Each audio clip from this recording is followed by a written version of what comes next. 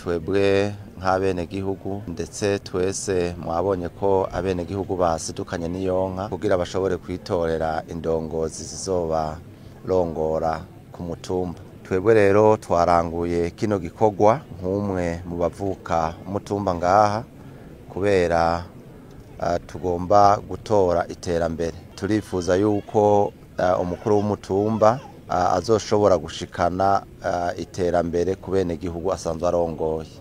Murazi yuko umutumba ni wo mushinge w'iterambere kandi murazi yuko uko intunganyo y'intwaro uko igiye kumera umutumba uzoba ari ikintu gikomeye cyane, ni wo mushinge w'iterambere.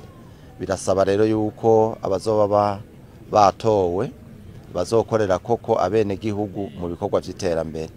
Aha ndiko ndavuga nko kuzokubaka amabarabara y'imigenderanire, nko kuzokora isuku, nko kuzobaserukira mu kubafasha mu vyo kurima kugira baronke umwavu neza, kubaserukira kuza kubavugira mu vyo kwa muganga, kubaserukira kuza kubavugira mu vyo gutunganya ibikorwa muri zone za etat civile kugira abenegihugu bashobore koroherwa.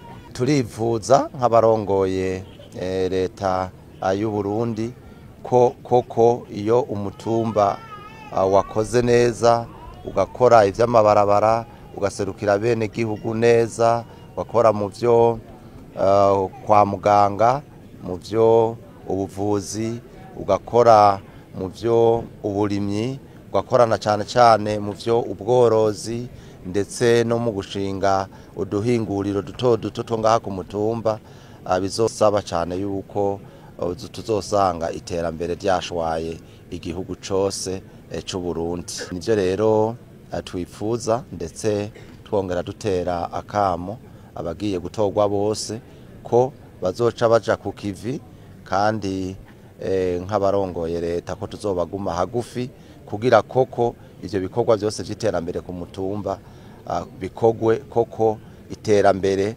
riboneke ku mutumba. Rero iyo ribonetse ku mutumba riba ribonetse mu gihugu cose, y'imitumba yose iteye imbere, igihugu cose kiba giteye imbere.